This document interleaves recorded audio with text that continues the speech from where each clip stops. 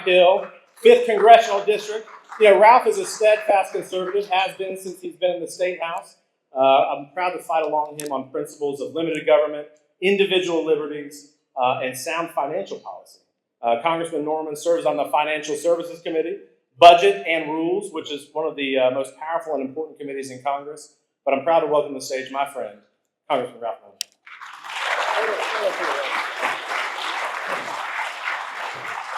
Thank you, Russell. I don't know of any other politician that can have a Trump-like crowd and charge the money he charges and gets as many people.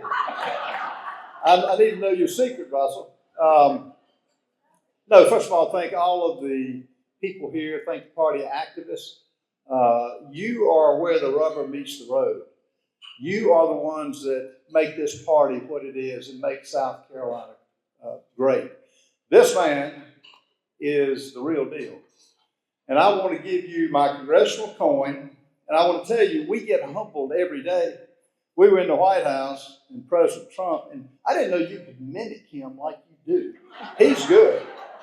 There's one, Mike Johnson can mimic Donald Trump, but Russell is very good. Anyway, I said, Mr. President, as a memento for having us back in the White House, I'd like to give you my coin. And I won't tell you what he called my coin, but he said it's BS. He said, here's a coin. I meant to bring it. The coin is like that. It's like a saucer. And one of the nicest coins I've seen. He told me, he said, you know, the person that did this, he found, it was a real ornate. The guy put 45 and 47 before he was elected. But he said, and President Trump said, I want to pay him an extraordinary amount of money. He said, I've never had this happen. The guy said, when he offered him the money, he said, I don't want the money. What you're doing for the country is worth every ounce of my time and effort in this coin. So, Russell, I want to present you with my coin. And I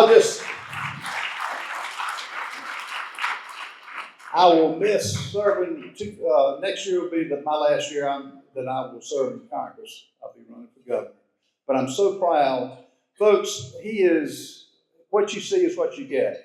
Washington has not changed Russell Fry. Russell Fry has changed Washington.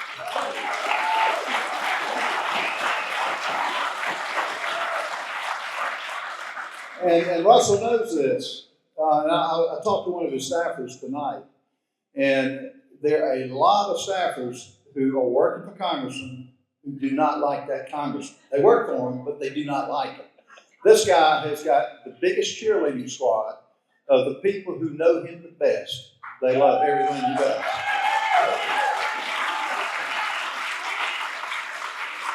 And Joe Wilson is the same way. I will return the compliment to Joe. Everybody loves Joe Wilson. And if you want a picture, all you got to do is go with Joe Wilson. But Russell, it's such an honor. What an honor, each one of you. This is one of the fastest growing areas of the state. And you could not find a better person to represent you than Russell Fry. And it's such an honor for me to be here tonight. I was here last year. He doubled the size here tonight. So thank each of you for supporting a great guy. Keep sending him to Washington, D.C. because he's changing Washington in a great way, and it's all about freedom. God bless each and every one of you.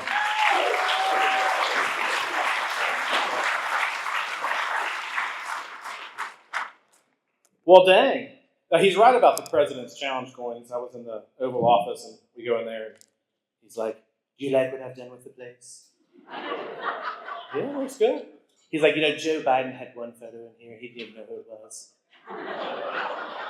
So he shows these challenge coins, and he's like, you like these, Russell? I'm like, yeah, I do. He's like, watch, Russell. He only gets 1 coin, not 2. Okay, not 2. But Ralph is right. They are like saucers. They're so big. Next, I want to welcome to the stage somebody I've had the privilege of serving with, both in Congress, but also at the State House. Congresswoman Nancy Mace represents the Low Country of South Carolina.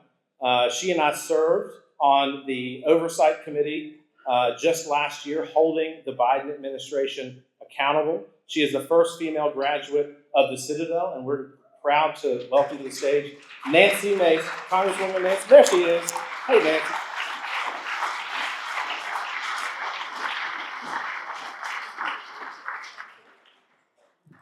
Thank you, Russell. Who is sleeping better at night knowing that Donald J. Trump is in the White House? Give it up for the president. And you know who carried President Trump in South Carolina? You right here in the PD, the Grand Strand, Horry County, everybody in this room carried Trump.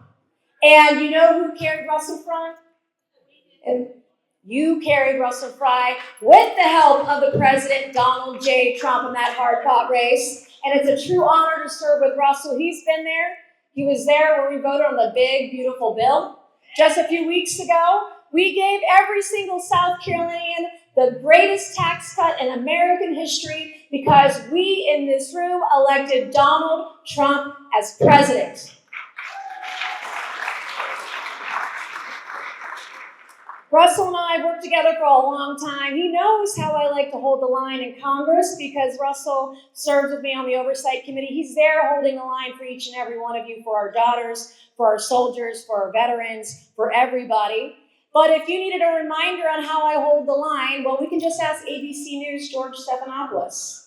He learned a $15 million lesson in my interview just last year or two. And the president won a $15 million defamation suit in that interview. I, as a rape survivor, went into the lion's den and I defended Donald J. Trump because he defends us. Real men protect women. And Donald Trump protects women. And I have to tell you, coming into Horry County tonight, there are so many real men protecting women here. I see no men in skirts. So thank you for that. But if you need a reminder how I will hold the line as your future governor, look no further than the director of the Secret Service, Kim Cheadle. On the Oversight Committee last summer, we had the director of the Secret Service. Weeks after Donald Trump was shot, she lied to you. She lied to Congress. And someone filed a motion to impeach her. That's nice. But it wasn't filed as a privileged motion to demand and require a vote within 48 hours. You know who filed the privileged motion to demand a vote to impeach the director of the Secret Service after Donald Trump was shot? I did. And you know what she did 12 hours after I filed that motion? The director of the Secret Service resigned. So I will hold the line for every one of you in this room, but I want to say one thing before I close it out. I'm from here. Who's been to Marion? Who's been to Sellers? Anybody from there? My family's from there. Antioch Church, the Maces, the Watsons, they're buried there. And I have raised my family here. I work here. I love South Carolina. I love what I do. In fact, I was the first woman 26 years ago to graduate from the Citadel, the Military College of South Carolina. A place where we don't burn the American flag, we salute it. And when I dropped out of school at the age of 17, my parents said, my retired Army General father and my retired school teacher mother said, they said, if you're going to stop going to school, you're going to start going to work. And I took that job as a Waffle House waitress. And I'm still the same girl from the Waffle House. I am still the same girl from Goose Creek. Nothing has changed, except I'm going to fight hard for each and every one of you because I love you. May God bless you, and God bless Russell Fry and everybody from Horry County and the Freedom Fry tonight, and God bless Donald J. Trump. May he live forever. Thank you.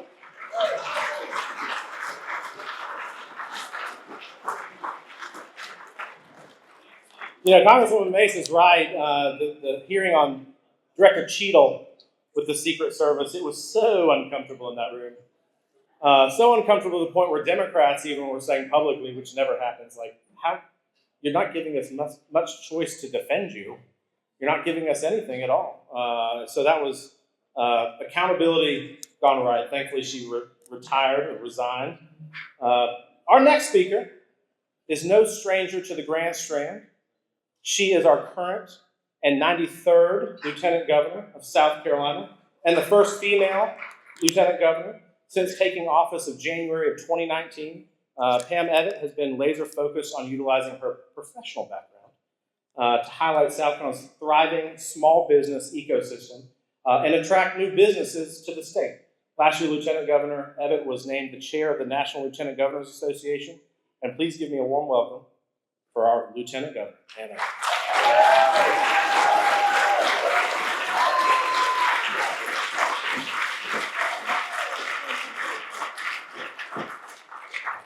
Well, hello, Horry County. Are you having fun already? Yes. So great to see you, friends, neighbors. You know, when you're like the fifth speaker, it's harder and harder to find new amazing things to say about our friend Russell Fry. But I'm going to tell you an interesting story. So when I first became lieutenant governor, you see, I came from the business world. So I got into my office and I thought, okay, what am I going to do now? So I decided to take a walk up to the house. And I said, well, what do we do in business, right? We make friends. And probably one of the first friends I made was Russell Fry. And he was so sweet and he was inviting and we sat and talked. And you know, that's what's important now about Russell being in Congress. Because from the state level, we need good partners. We need people that represent South Carolina well, that work with what we're doing in the state. So this year, energy was a big part of the initiative the governor and I had. Working really hard to make sure that we got, well, when I told Secretary Zeldin and the Vice President when they came to Newcourts, I said, Secretary, Mr. Vice President, I said, we're going to pass this big, beautiful energy bill here in South Carolina. And I said, and when we do that, how can we get help from the federal government? And he said, well, President Trump told me that I had 10 weeks to get rid of useless regulations. And I thought, well, that sounds about right, because the president doesn't sleep, so he doesn't expect any of us to sleep. And it's so important to have people from our state like Congressman Fry. And I can tell you, I travel around the country an awful lot with the Republican Lieutenant Governors Association and RSLC. And I've been really focused on energy. And everywhere I go, there are state legislative House members and senators that come up to me and say, Russell Fry is amazing. And I'm like, yeah, I know. And he's a personal friend. And that's what we want, don't we? Don't we want, when we hold our head up high, when we turn on the TV and we see a fellow South Carolinian, don't we want to have that same pride? So Russell, thank you so much. Thank you for making us proud of everything you do, because that's so important. And I'm proud every time I see when they pass the One Big Beautiful Bill. I took a picture of Russell. I was at home, my mom and I. My mom says hello. I know I talk about her a lot of times. She'll be 97 this year, living with me. Yes, that's the blessing. But she said, isn't that your friend? And I said, yes. So I took a picture of Russell standing there and sent it to him. And said, Russell, we're watching you. You did great. And you know, that's what's important to me. It's important to me that we have somebody in Congress that stand with our president, Donald J. Trump. Is that important to all of you too? You know, when you go back and you look at President Trump, I mean, we did sit here last year and say, what would a second Trump candidacy look like? And I have not been disappointed. I hope none of you have either. And I don't think so, because you wouldn't be here if you were. But it was important back then, back when there was no polling, back when the Democrats were coming after him. President Trump came to South Carolina to announce that he was running for president. And Russell, there wasn't a lot of us, but you and I were standing there with him, and I'm proud that you have stood with President Trump every step of the way, never being a challenge, always being his friend. Thank you so much for representing South Carolina. Thank you for standing with Donald Trump. May God bless you all. Thank you for what you do here in South Carolina. May God bless this amazing nation. May God always bless and protect our president, Donald J. Trump. Thank you all so much. Keep voting for this guy. We need him.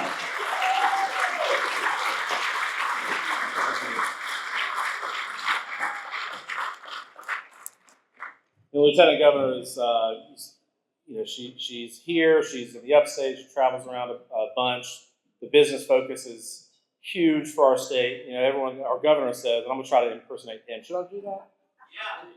Yeah. Everybody's coming here, nobody's leaving, so. This is true. But it's because we have a good business climate here in the state, thanks to our state legislature, and our governor, lieutenant governor. Thank you. Our next speaker is a man who I've known for a long time, Attorney General Alan Wilson.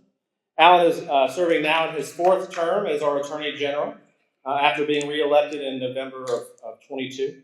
He's also served in the National Guard for 25 years, including a combat tour in Iraq, achieving the rank of colonel.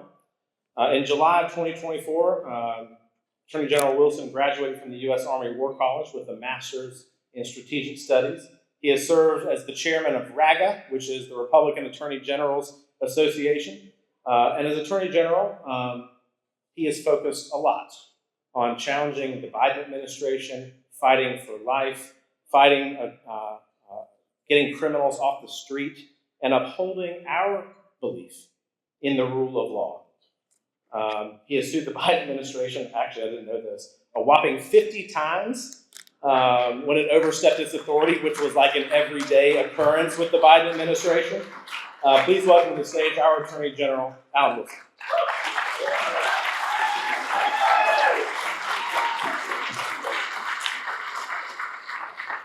How you doing over Reed County? You doing good tonight?